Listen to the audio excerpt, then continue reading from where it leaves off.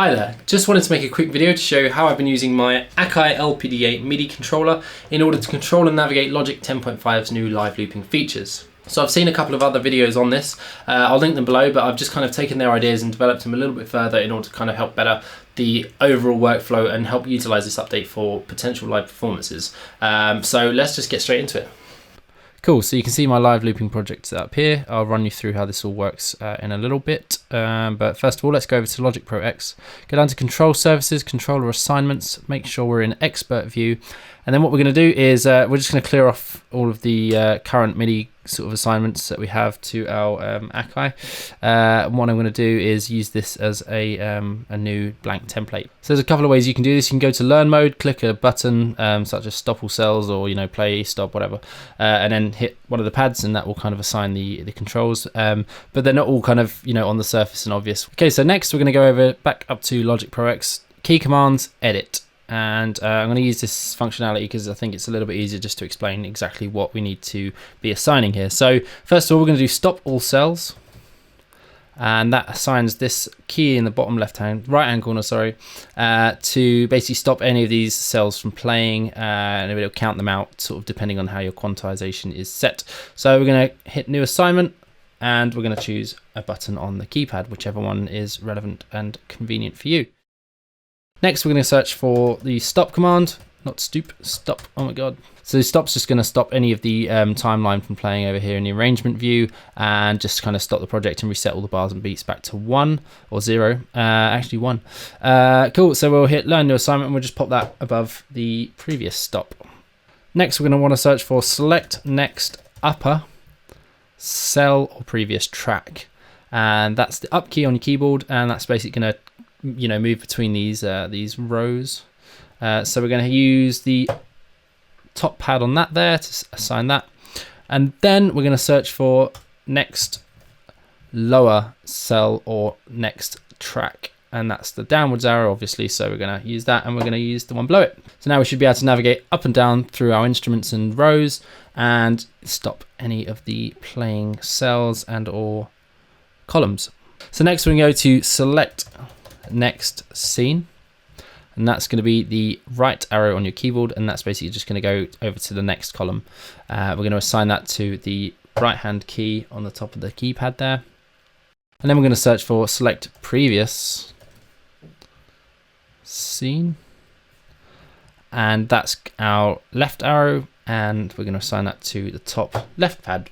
So now we can go between columns and up and down between instruments and individual clips. Then the last thing we're going to want to do is trigger focused scene. And what that's going to basically allow us to do is trigger the entire column. So we're going to use the bottom left-hand pad for that. So that's going to play all of the cells in a column. And then we're going to go up to the one above that, and it's the Play Live Loops Trigger Selected Cell or Focused Scene. And that's basically going to allow us to select an individual cell in our arrangement and either record into it or just play that separately from the rest if you want to isolate a particular clip. So we're going to go Learn New Assignment, I'm going to assign that. So once we've done this, we can close this down, and we're going to go back over to our Control Services, Controller Assignments, and we should see now that all of our new assignments are here. What we're going to do now is make sure that all of these values are between 0 and 127 with the minimum and maximum velocity. This may not be applicable for what you're using, but for these, these are velocity sensitive pads. So we're just going to make sure that however hard or soft we hit these, that they're going to activate the correct control, and just go through and make those all 127, which they are, so great.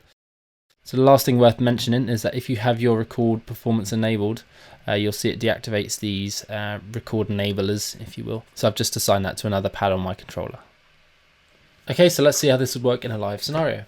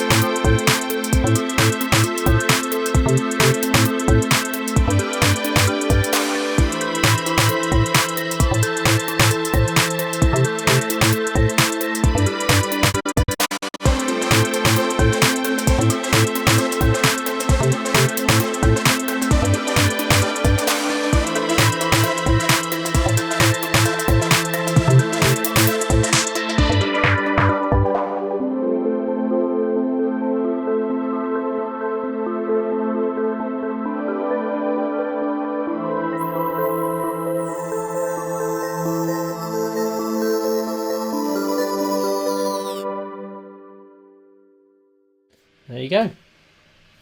Cool, so hopefully that was helpful for some of you. Let me know if you have any suggestions in ways in which to help this develop. Yeah, hope to see you performing some live stuff soon. Take it easy. Cheers.